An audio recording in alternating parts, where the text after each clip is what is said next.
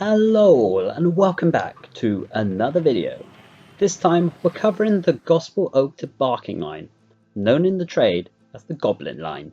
No, not full of these things, but rather a 13-mile critical link which carries through goods and London Overground passenger trains between, you guessed it, Gospel Oak Station in North London to Barking in East London, via places like Tottenham and Leighton. Mind how I say through line, as it's connected on either end some quite significant routes, including the West Coast Main Line, the North London and West London lines. In the east we have the London, Tilbury and Southend Railway, as well as the Greys Line. It also has links to the East Coast Main Line heading north to Edinburgh, and the Great Eastern Main Line, admittedly in the wrong direction if you ask me. And there's also links to the Lee Valley lines. But it doesn't stop there. If we have a look at the official TfL tube map, it also has several out-of-station interchanges, including with the Vicky line at Walthamstow and Seven Sisters, with Great Northern and the Piccadilly line at Haringey, and last but not least, the Northern line at Archway. So, all connected if you ask me. The line has existed in its current form since 1981. However, it's mostly an amalgamation of lines built in the 1800s. The first section was built between Highgate Road, a now unused station, to South Tottenham.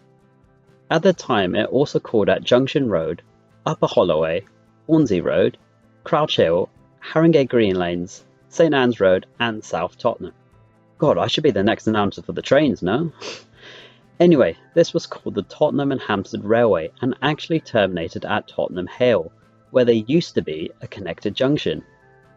As you can see, many of these stations don't exist anymore or have been replaced by businesses or entirely demolished, and this was due to the war as well as the close proximity to other stations.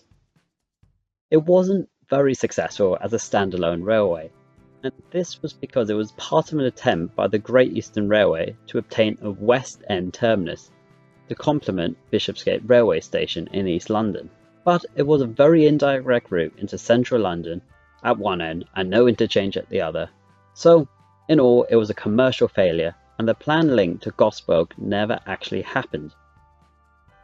During 1870, a branch line was connected to Kentish Town, where it joined what we now know as Thameslink today.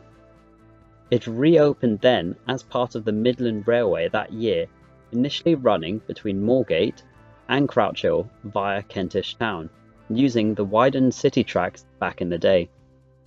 The little extension to Tottenham Hale was also dropped.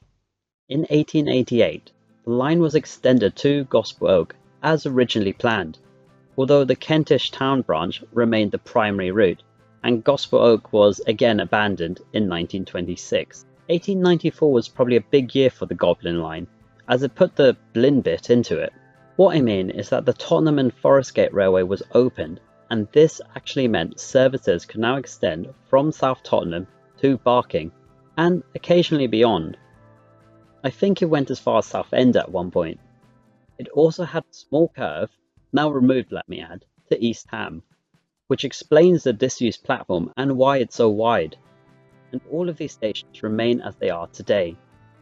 So the Tottenham and Forestgate Railway was a joint project between the Midland Railway and the London, Tilbury and Southend Railway companies, which ran routes north and east from London, so you can see why it was mutually beneficial for both companies. In 1901, a bill was passed authorising the widening of the railway, along with other improvements, and this was followed a year later in 1902 and essentially gave the Great Eastern and Midlands Railway joint ownership of the line, before it was entirely taken over by the Midland Railway in 1912. By 1981, the Kentish Town branch was closed, and this was due to the Thameslink electrification programme, and the link to Gospel Oak was reinstated yet again. The removal of the East Ham link was also a thing in 1958. The remainder of the line now forms part of the Gospel Oak to Barking line. This was then nationalised in 1948 and became part of British Rail's Network South East. The line was eventually privatised in 1994, and at this point the lines and signalling were handed over to what we know as Network Rail today, whilst the trains were run by the North London franchise.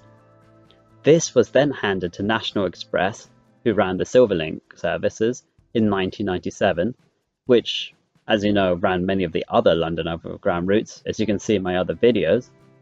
And then this was taken over by TfL and London Overground in 2007. TfL managed to raise funds to electrify the line, and that's where we are today. Now, before you click close, there's still more.